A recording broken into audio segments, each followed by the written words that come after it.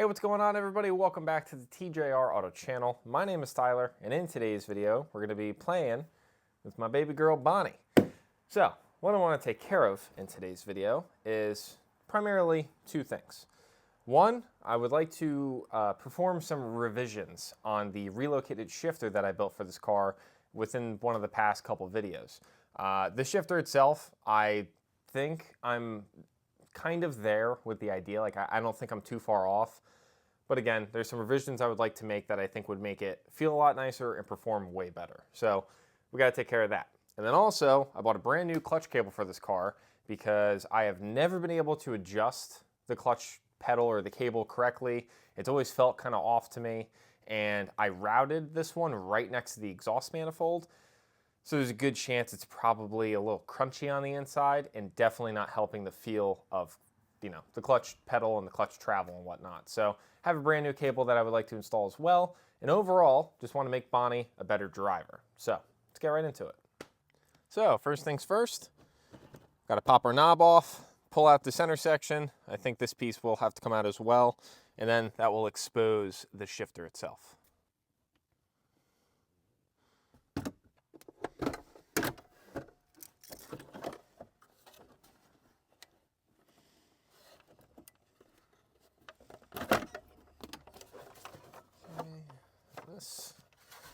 Go right down there. Now our shifter is exposed, and side to side isn't bad, but front to back I have a lot of play, and it's not even in the shifter setup itself. It's more so just in this handle on the secondary, the relocated shifter itself. So what I'm thinking is we got to pull everything apart, and I need to either put some sort of bushing or figure something out so there's no gap where the bolt crosses through the bolt holes in the shifter arm. That's what's causing all this play.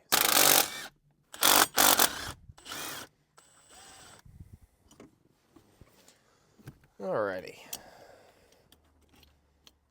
So basically, these bolt holes are too big for these bolts. Now, could you put bigger bolts through this and then also have to drill out this a little bit bigger and the shift arm a little bit bigger? Sure, but I don't really see a reason to do that. I would rather try to figure something out on this end. So to try and combat this sizing issue that we have here, too small of a hot dog, too big of a hole, I put a little bit of duct tape wrapped around this bolt, which goes on the bottom. That actually bolts the shifter arm to the secondary shifter. And then our top bolt is the one that connects the bar, the linkage bar that goes back and forth between shifter 1 and shifter 2. So I put a little bit of duct tape on here to try to build almost like a, kind of like a bushing to some degree to help with the wiggle. And it definitely did help, but after just a little bit of driving, it already, started to show how much of a space there really is. So what I'm thinking is I actually bought extra nylon spacers, and I'm wondering if I can shave them down enough and get them fit into here. Something of that nature, or just shoving items in there around the bolt until it is solid enough. I don't know. We're just going to go for it. So this is what I just came up with. I found some extra nylock spacers I had laying around from when I originally did the relocated shifter, but I didn't find a place to use them, so I just kind of had them sitting on the sidelines. But I figured out they were the same exact size as the shifter arm, the width. So basically what I did was I found a few drill bits, worked my way up from the original size hole up to just barely smaller than the spacer itself. Then, while the arm was still hot from being drilled out, threw it in the vise with the spacer and was able to essentially just kind of press them in on both sides. Then took a grinder, knocked down both sides so everything is nice and smooth. And I also had to drill out the inside of the spacer after I let it cool down, because now they're kind of locked in place into the arm, just big enough so that this bolt can pass through with the very little movement. So now you can see we just have a little movement compared to before, where it was hot dog in a hallway sort of deal. So now we have just that little bit of play so that this bolt can freely rotate in here.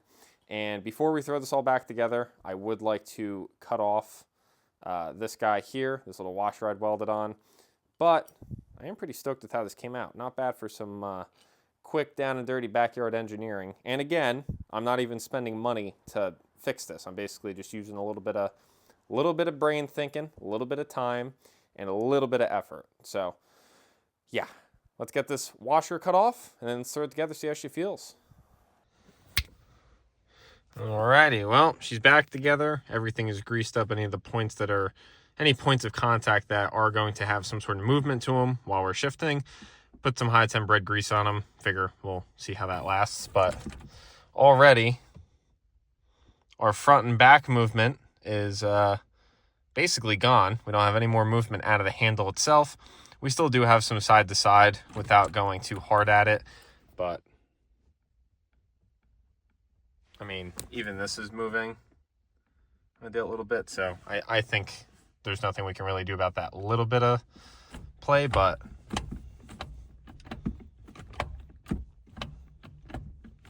well, here's how she looks all buttoned back up. I kind of hate the look of this adapter piece for this shift ball to be able to thread on to this arm, or at least the arm extension. It is what it is. I mean, when I'm here driving it, I don't see it. It is definitely nicer having more of the arm showing here, even though I know a lot of it's threads. The other part of it is kind of smooth, not really. But basically just put some black paint on it so at least it looks a little bit nicer. But now the shift boot can sit down on like a, it's kind of like a coned area, and it's kind of locked into place, which is nice. But definitely looks and feels more natural, not having the shift boot holding on the shifter that just that little bit from that washer or retainer that I had in place previously. So pretty happy with how this came out. Now that we're good here, I guess it's time to dive into the clutch pedal situation, which is always such a blast to play with. So I was able to score this brand new 99 to 04 Mustang GT clutch cable locally to me for cheaper than what you can get a Ford one for online. Supposedly that's a Ford one. I believe the guy. I don't know. But if we look here in the engine bay, tucked back behind the booster, you can actually see my firewall adjuster and a very small homemade firewall brace, which is just like tiny bit thicker sheet metal. But you can see how I routed, very horribly, how I routed the clutch cable from there, coming out, has a big loop in it, goes right down next to the driver's side manifold, which is not good. That's not what you want. Yes, it could be touching it and actually making it worse. It's a little bit off of it, and I always said, oh, it'll be fine. Well, now when I hit the pedal, I get weird squeaks and noises, and it doesn't feel right, so I figure we'll just rip this old cable out, start fresh with the new one, and see if we can kind of route it more like a Mustang, where I think it comes kind of straight out and it goes, kind of loops back and goes near like the motor mount, kind of down by the subframe, rather than taking a dive right down by the exhaust manifold. So let's see what we can do. Alright guys, well now we're under the car. Have just the rear end jacked up. Got this cover plate off, the clutch fork cover, and then I was able to basically push this in, pop this out, and slip it out through the bigger hole, or the bigger slit in the clutch fork. Now,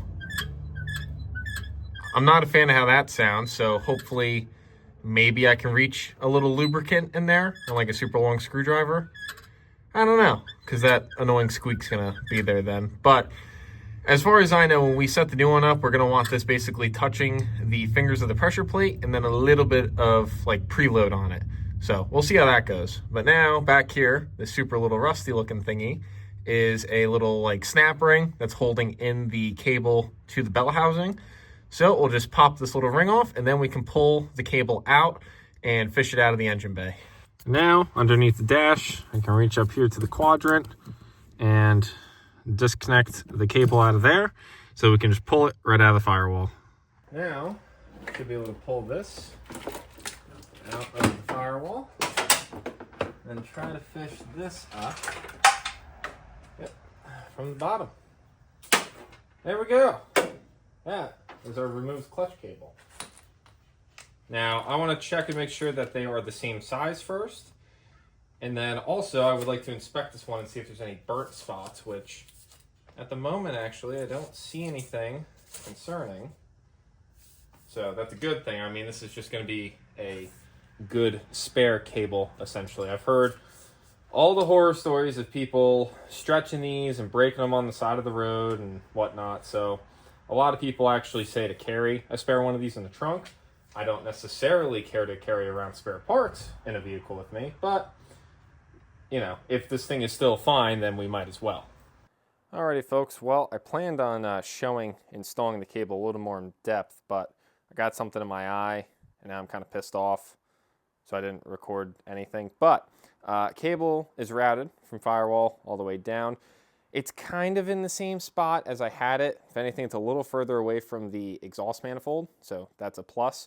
But there's still nowhere that the mounting bracket that comes on the cable, there's nothing relatively close to tie to motor-wise or anything over here. So I'll probably just end up rigging something up with zip ties just to get it by for now. But played with the firewall adjuster just a teeny bit. Before I forget to mention it, before I put this cable in, I actually held the cable at one end and put oil into it. I put a pretty fair bit of oil into each end, moved the cable itself a bunch in and out of the sheathing, and I'm not gonna lie, this clutch pedal feels way better than it ever has before. I don't know if it's just from lubing the cable or from the little bit different of routing or what, but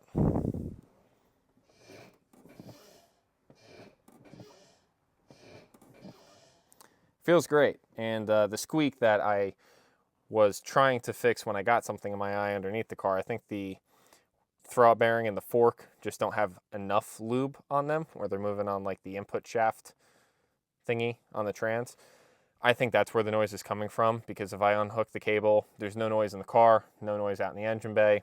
There's just noise underneath the car when I put a pry bar on the fork and try moving it. So that's another day's problem. But this looks good. That feels good. So let's fire up and see if we got it adjusted right.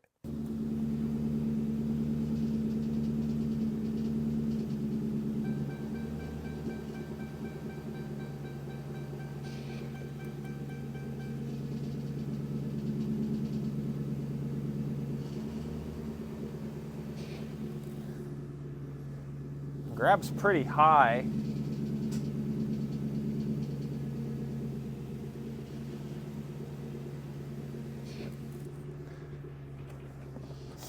I think she grabs a little high, but if I back off any sort of tension, the throwout bearing's probably going to chirp.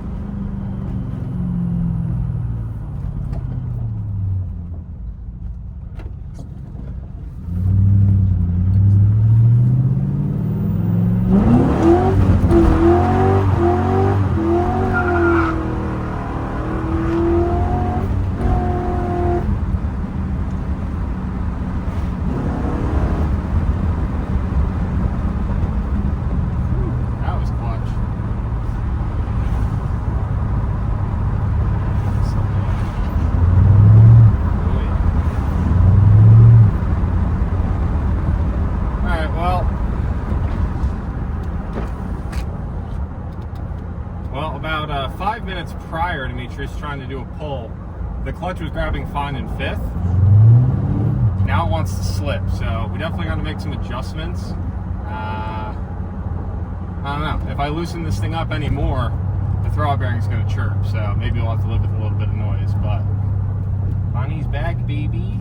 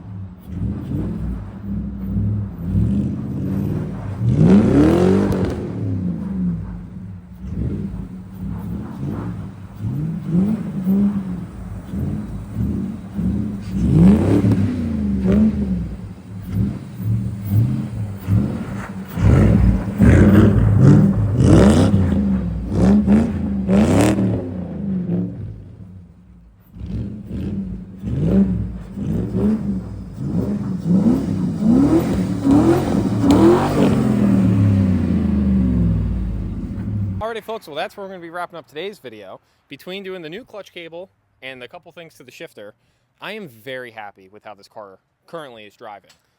Aside from the power steering pump, which I think has finally taken its last breath, it does not work sitting out idle or anything. You gotta rev her up a little bit to get her going, but it's fine. That's for another day. It's definitely not because I've been running big wheels on this car for a while and probably nuked it a couple years ago and never changed it. But anywho, that's for a different day. But overall, Bonnie has been such a blast to drive. I am super, super stoked to have her back on the road. And as you guys can tell, I've kind of went against myself, and now I've been driving the car in snow and on salted roads just because why not? I might as well enjoy the thing while it's running good, right? So now I'm very happy to say that Bonnie is back in action. The GTO is up next on the chopping block. That may or may not be broken once again. And as always, the truck could always use a little work here and there just to kind of refine her a little bit, make her worth a bit more. But truck is still up for sale if anybody's interested. But as always, thank you guys so much for tuning into today's video. I truly do appreciate it. I hope all of you beautiful people involved in watching this film enjoyed, and I'll catch you guys in the next one.